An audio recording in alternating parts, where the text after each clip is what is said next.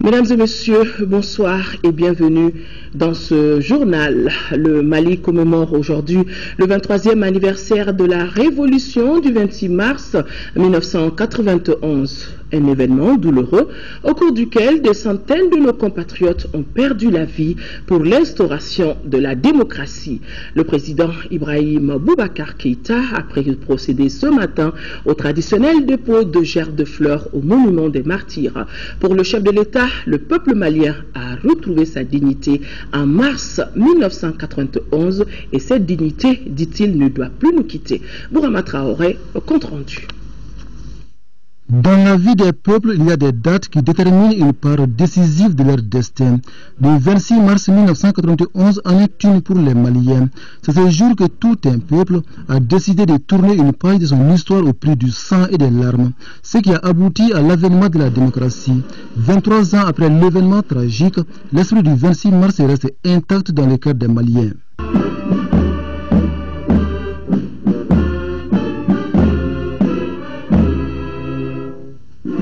Comme à l'accoutumée, le président de la République Ibrahim Boubacar Keïta a procédé au dépôt d'une gerbe de fleurs au pied du monument des martyrs.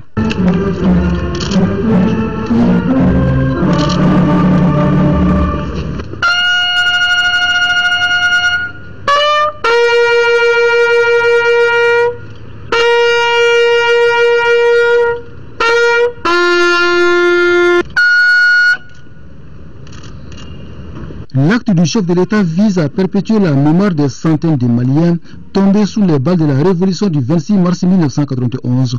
Dans une interview accordée à la presse, le président de la République a précisé toute la symbolique de la journée. Et pour Ibrahim Boubacar Keïta, les sacrifices de nos compatriotes ne seront jamais vains.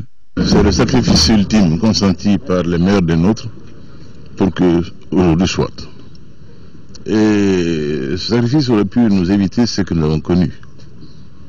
Tant il était magnifique le message du 22 mars et du 26 mars. Hélas, nous avons trébuché, nous avons fauté.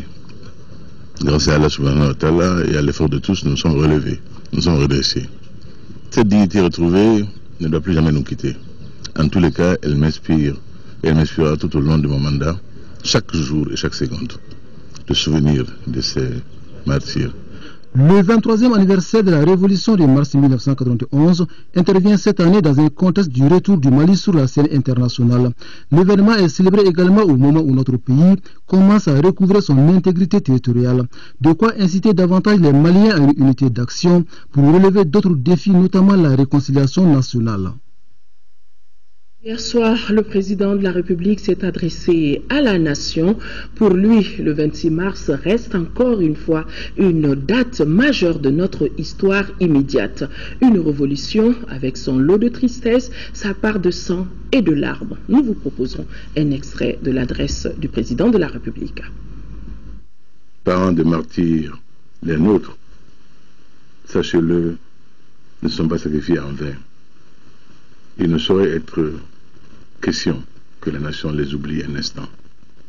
Le Mali est une grande nation.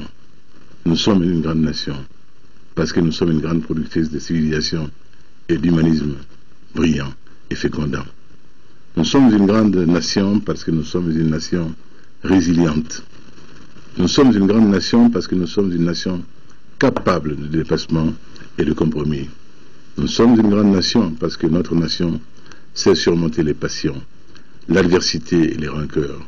Tous, toutes, fils, filles de la même nation, certes diverses, nous savons nous mettre d'accord sur l'essentiel, à savoir vivre ensemble. Chers compatriotes, nous devons alors rendre grâce à Dieu pour avoir fait de nous ce peuple majeur, ce peuple brassé qui, privilège exceptionnel, peut réunir pour les mêmes événements sociaux Moussa Traoré, Alpha Omar Konaré, Amadou Toumani Touré, Djamena Traoré, Ibrahim Boubacar Keïta, comme il a su réunir héritier de Dabo Sissoko et de Modibo Keïta. Oui, la nation malienne est une réalité tangible, un capital qu'il nous faut préserver et fructifier. C'est cette perspective qui inspire la commission Vérité, Justice et Réconciliation, récemment adoptée par l'Assemblée nationale du Mali. Exigence d'un temps de reconstruction, cet instrument s'appuiera sur les leviers de la vérité et de la justice. avec pour objectif d'œuvrer au retour définitif de la paix dans notre septentrion, où s'appliquera, comme dans les autres régions de notre pays, un processus revu et corrigé de décentralisation. Aussi, le gouvernement doit faire dans les jours à venir la stratégie mise en œuvre pour que, au-delà de la décentralisation, nous arrivions à la dévolution. Donc, l'exigence d'un autre État, le mouvement pour mieux d'État, afin que les citoyens soient centre et finalité du processus de développement national. En cela, nous resterons pleinement dans l'esprit du 26 mars. Tirant les leçons du passé, nous ferons en sorte que toutes les légitimités, traditionnelles comme modernes, soient désormais représentées dans les instances de gouvernance locale bénéficiant d'une large capacité de décision. Car l'État centralisateur jacobin a vécu. Il doit faire place désormais à un État dispensateur de justice, impartial et souveraine, digne et respecté, avec des citoyens égaux devant les opportunités et une armée véritablement outillée et motivée pour veiller la République et défendre l'intégrité du territoire national. Le président de la République a évoqué d'autres sujets d'actualité, la corruption et l'impunité, tout en réaffirmant que la lutte sera menée avec la dernière vigueur. Il a aussi parlé de la nécessité de maintien du cadre de dialogue dans la résolution des problèmes du Nord avant d'annoncer la tenue prochaine de concertation sur l'avenir de l'enseignement supérieur. Le président de la République. La corruption qui plombe notre économie, notre développement sera impitoyablement combattu. Tout comme l'impunité. Nous l'avons compris et nous allons s'affaiblir dans cette direction. Elle ne sera pas celle de réformes cosmétiques, mais d'une modification profonde de notre rapport à l'État et du rapport de l'État aux citoyens. En cette veille du 26 mars, occasion solennelle de commémoration de la révolution malienne, qui a permis le dialogue avec la rébellion d'alors, puis la signature historique du pacte national en 1992. Je veux renouveler mon appel au mouvement rebelle du Nord, qu'ils viennent autour de la table, qu'ils acceptent sans atermoiement et sans subterfuge le dialogue qui nous permettra de valider un avenir mieux assuré pour nos régions septentrionales aux vulnérabilités hélas réelles, qu'ils fassent en sorte qu'apaiser, remobiliser nos frères et sœurs des camps de réfugiés puissent envisager sans tarder le retour dans leurs sites respectifs. Mais qu'ils viennent à ce dialogue tant attendu avec la certitude que l'État restera unitaire, un et indivisible. Chers compatriotes, le 26 mars 1991, la jeunesse était debout, certes pour exiger le pluralisme démocratique, devenu depuis une réalité dans notre pays, même s'il reste perfectible. Mais chez nos jeunes, il y avait également en lame de fond le désir d'avenir, d'un avenir différent, légitime et garanti. L'école et l'emploi sont les principales garanties de cet avenir. En 1994, un effort volontariste et méritoire avait créé l'Université du Mali, bien des décennies après les premières universités coloniales africaines. Fourabé Collège à Freetown, c'est à Léon, créé en 1827, Makerere Université créée en 1922, Léon Université créée à Accra au Ghana en 1943, et l'Université de Dakar créée en 1957, Lux met à l'ex, Dakariensis Universitatis.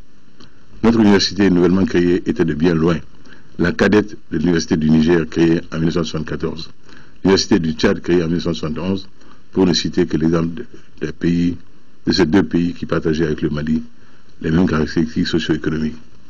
C'est dire donc que notre université est une jeune université. Il fallait donc oser, et nous avons osé, comme vous aimez le dire. Mais nous ne mettons pas, chère jeunesse, pour autant la tête sous le sable. Nous savons que notre enseignement supérieur souffre de tares gravissimes, voire congénitales, qu'il faut immédiatement éradiquer, tant dans les domaines de la gouvernance, de la pédagogie, que de l'articulation formation-emploi. Les journées nationales de concertation incessamment prévues sur l'avenir de l'enseignement supérieur seront pour nous un moment de refondation du secteur vital de l'éducation. Aucun ordre d'enseignement durant notre mandat ne sera oublié, Inch'Allah.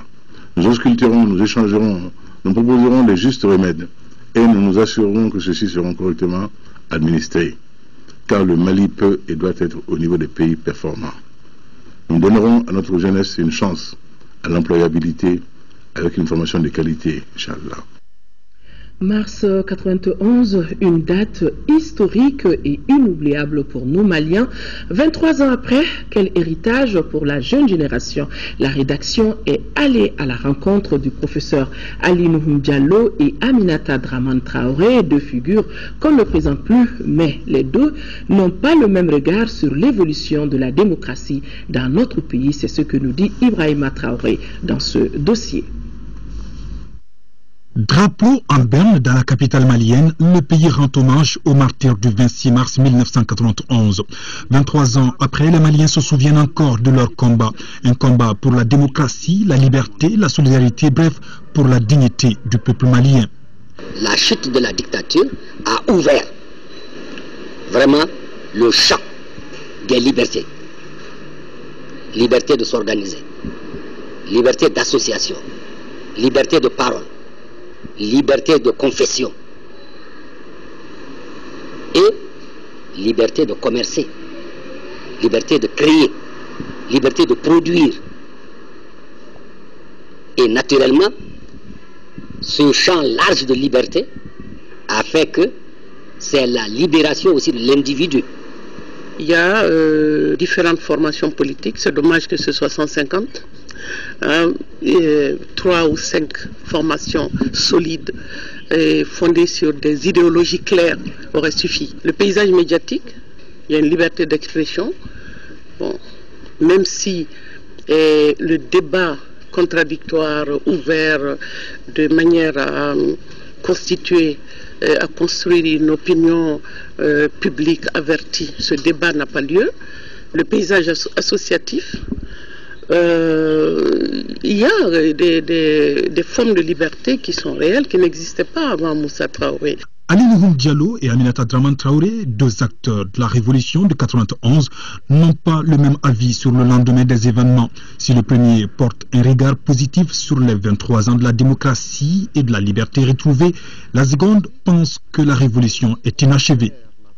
Et ceux qui sont morts pour ce changement n'ont pas bénéficié, disons enfin, des outils d'analyse nécessaires. Et jusqu'à présent, nous sommes dans ce type de situation où, ici et ailleurs, nous croyons qu'il suffit d'évincer un dictateur avéré ou désigné pour que la démocratie soit.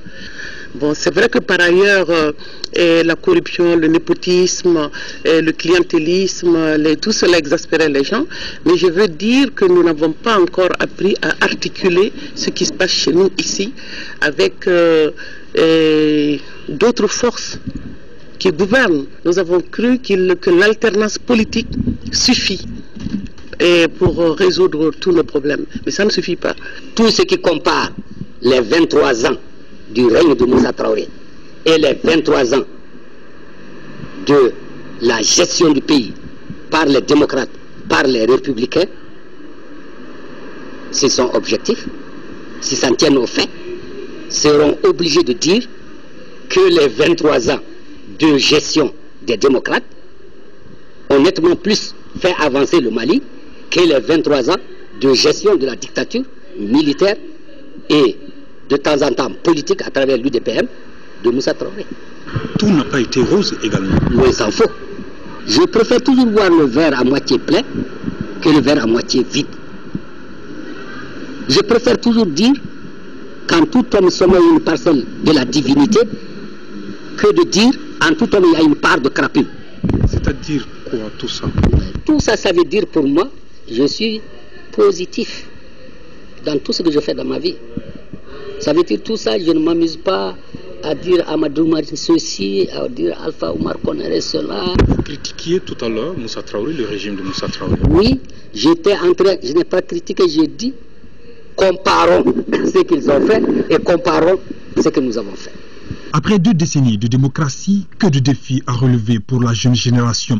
La sécurité, l'unité nationale, l'école, la justice, la corruption, la liste est longue.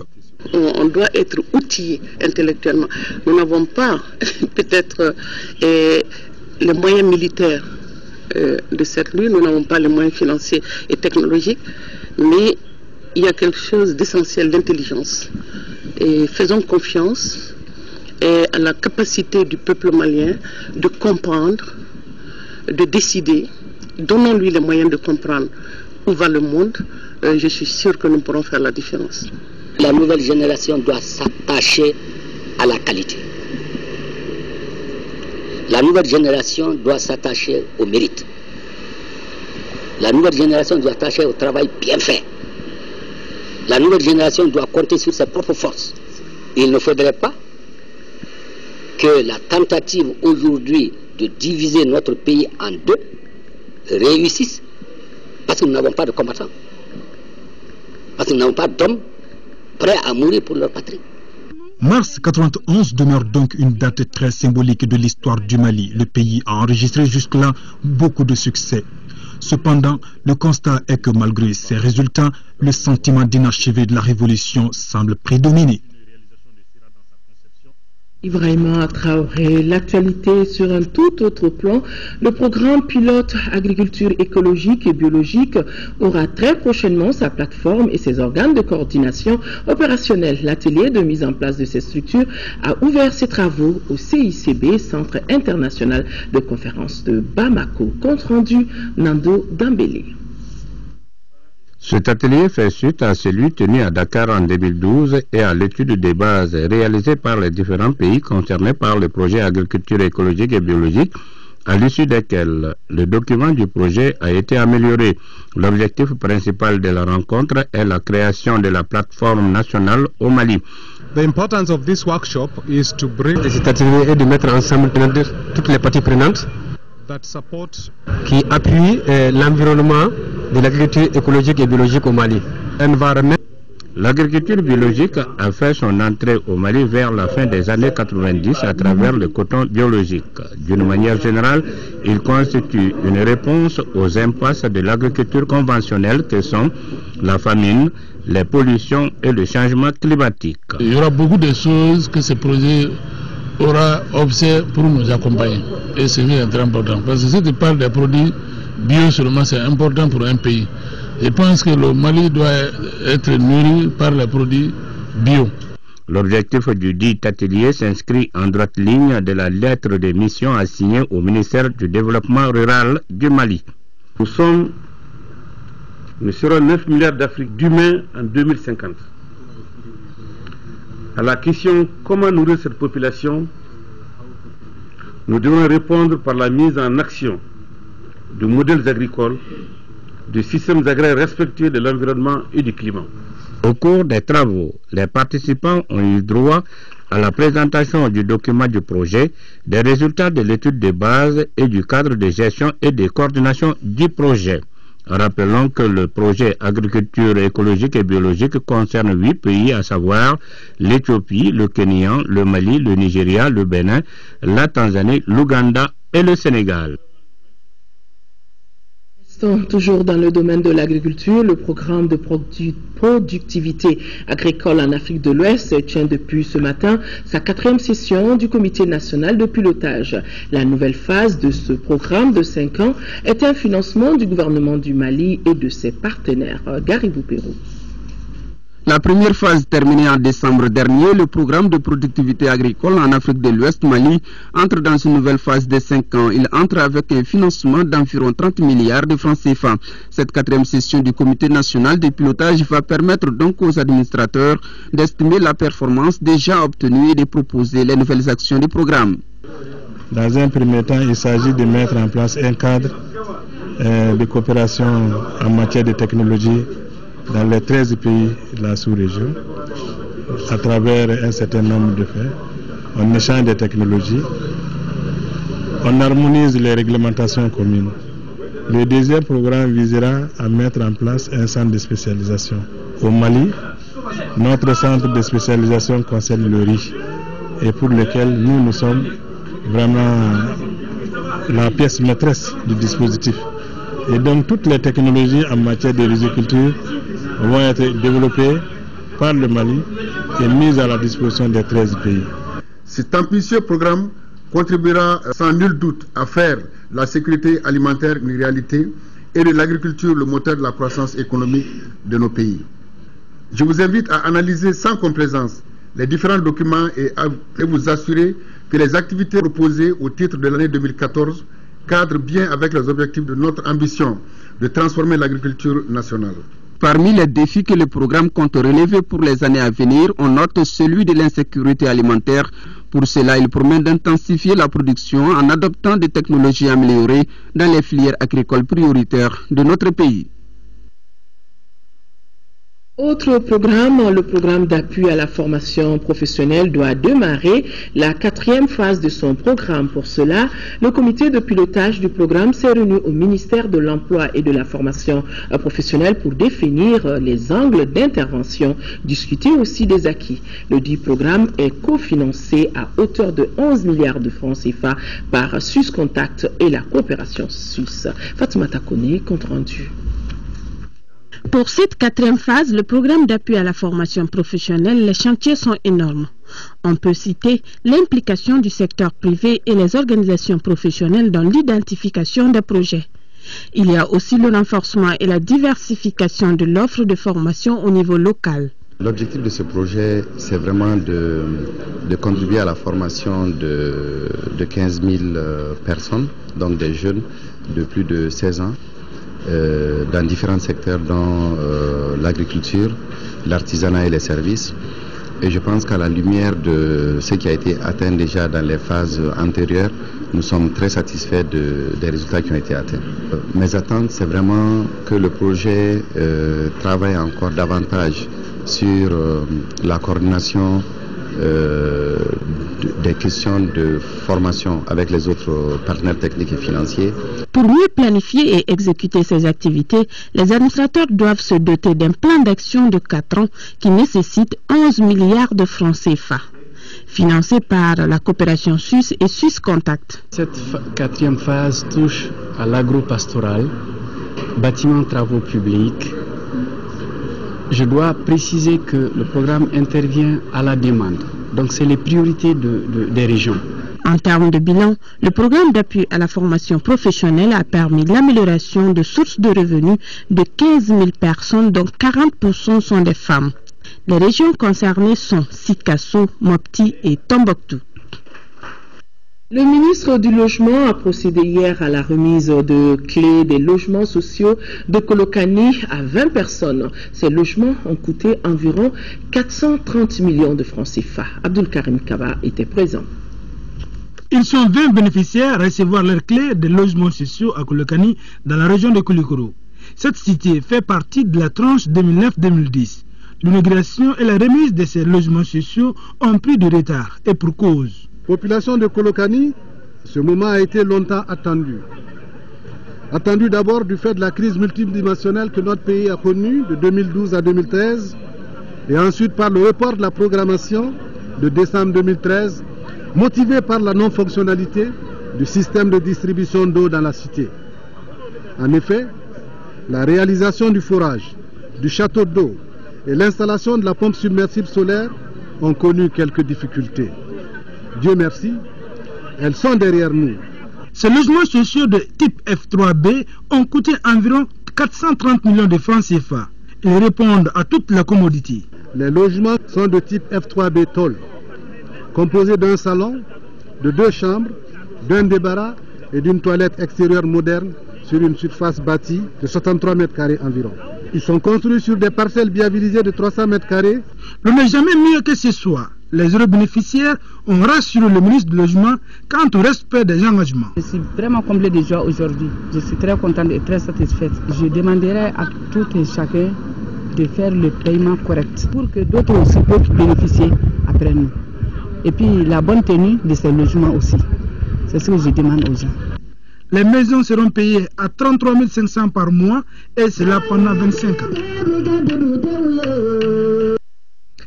Allons à Paris où le professeur Baba Akiba Aïdara, médiateur de la République, est en visite de travail. Et à Paris, il a rencontré l'administrateur de l'Organisation internationale de la francophonie. Le médiateur de la République était allé solliciter l'accompagnement de l'OIF dans la mise en œuvre de la mission qui lui a été confiée. Qu'est-ce qui est sorti des échanges? Nous écoutons Baba Akiba Aïdara.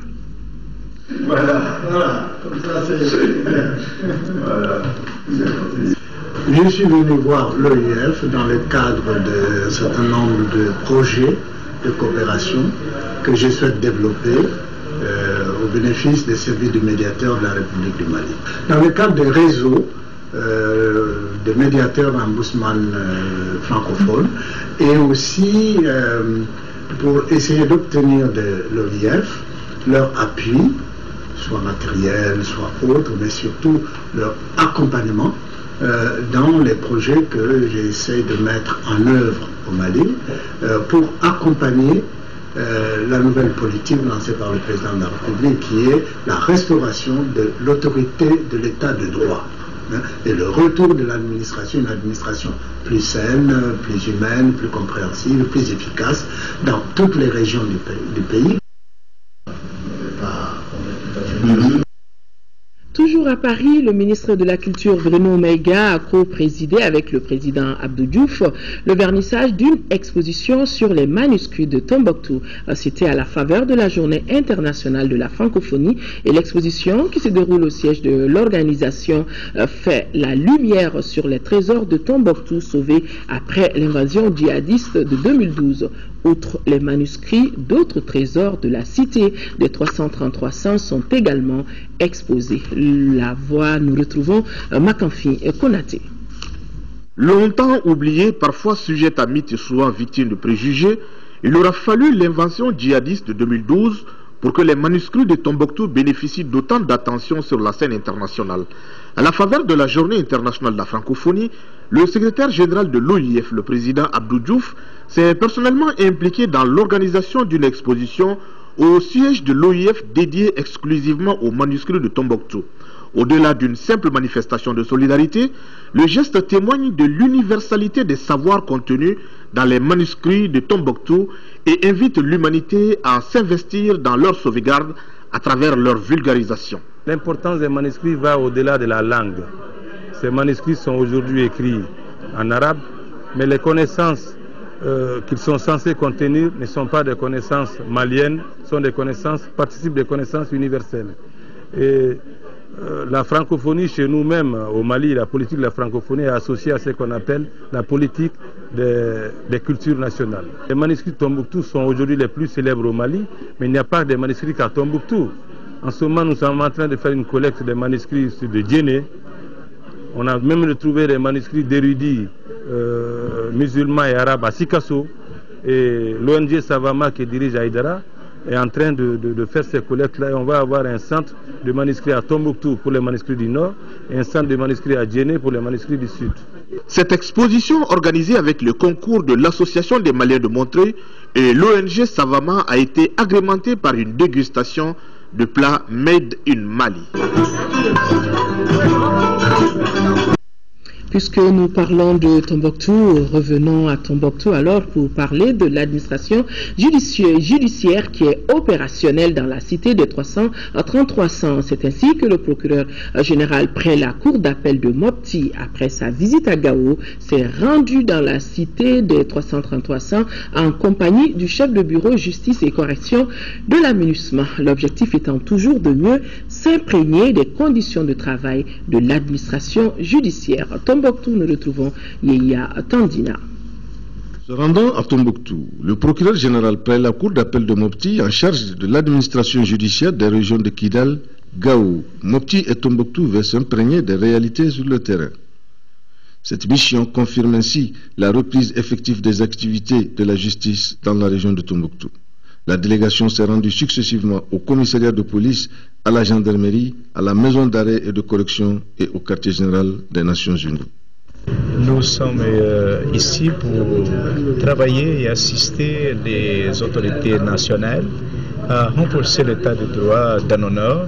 Comme la cour d'appel, ça se trouve à Mopti, là, il couvre toute la juridiction au nord du pays, Tombouctou, Kindal et Gao.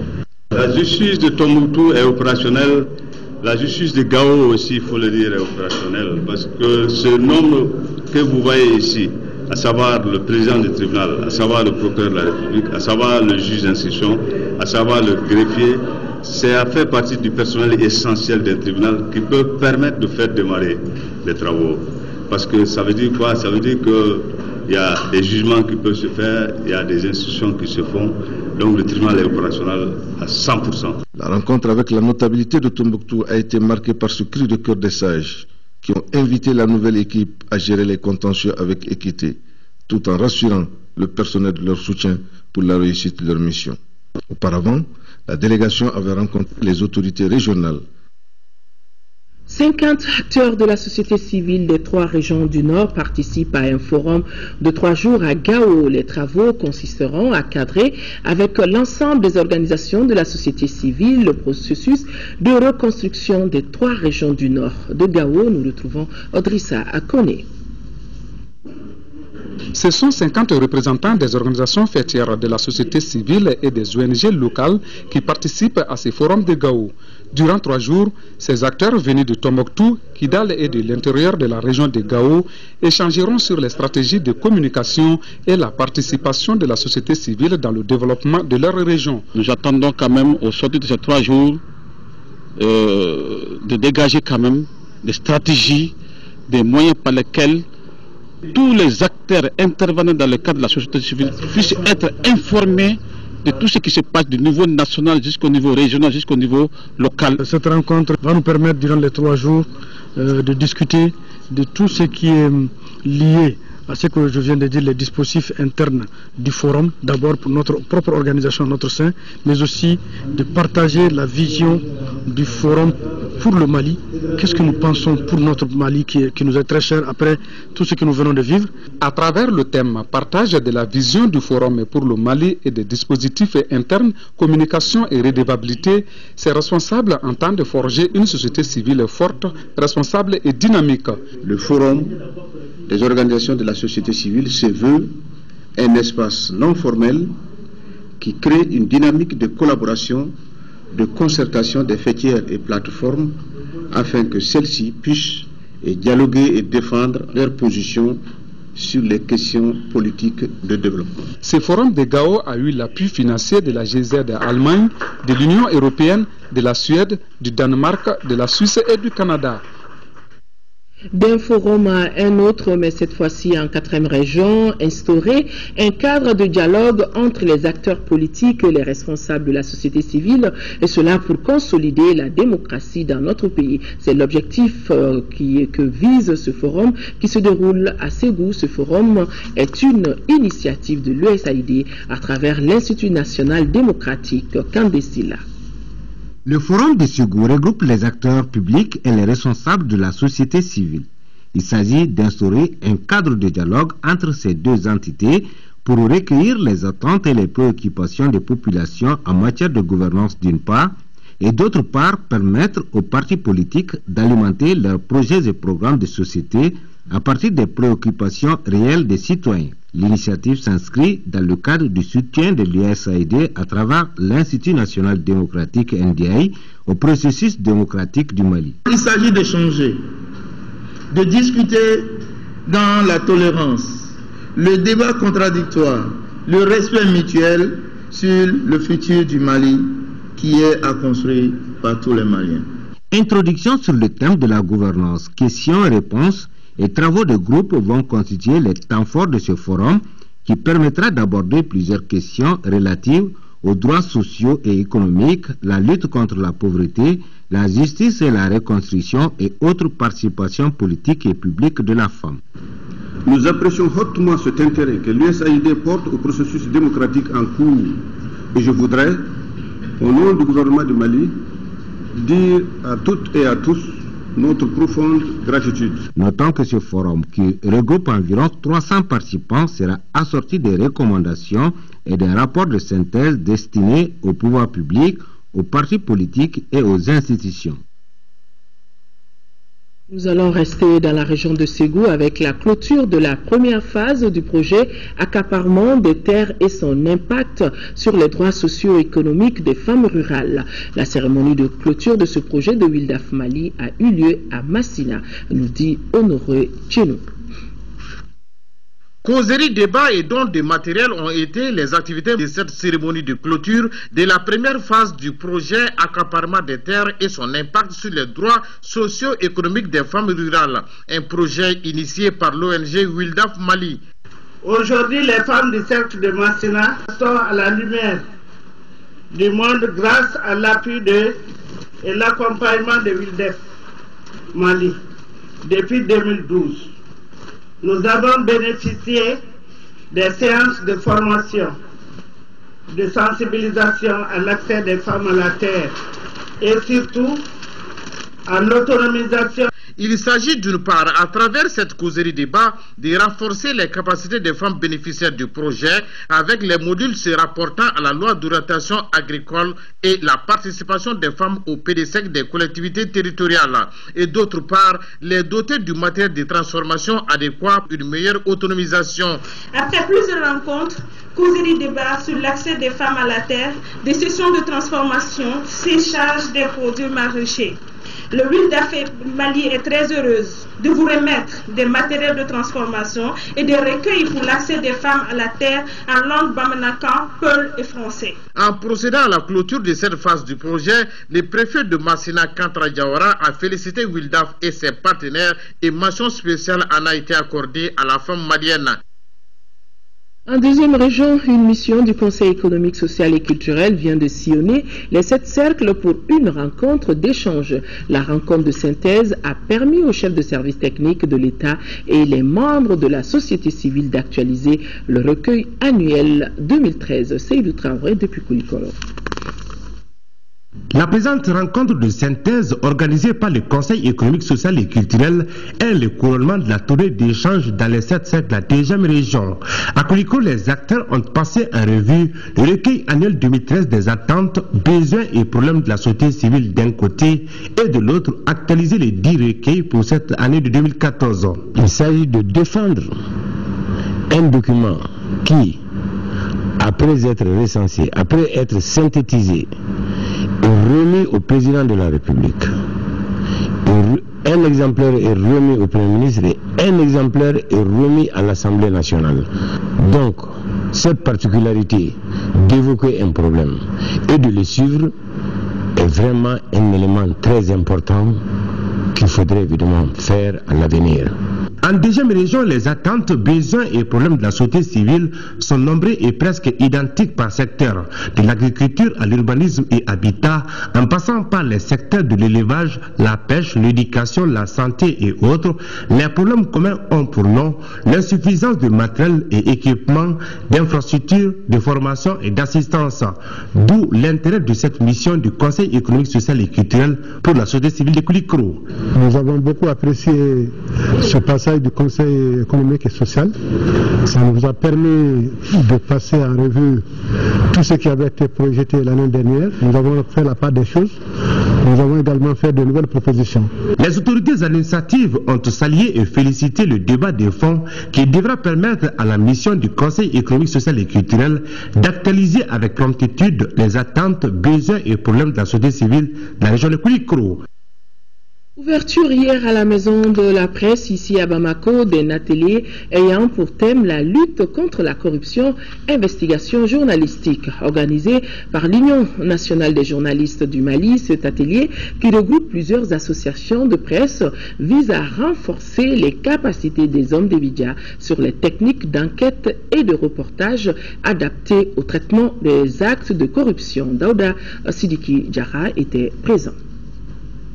La lutte contre la corruption est un impératif pour le développement d'un pays. Afin de permettre aux hommes des médias de mieux cerner le sujet, l'Union nationale des journalistes du Mali, UNAJOM, a organisé cet atelier. La corruption est la perversion ou le détournement d'un processus ou d'une interaction avec une ou plusieurs personnes dans le dessein pour le corrupteur d'obtenir des avantages ou des prérogatives particulières.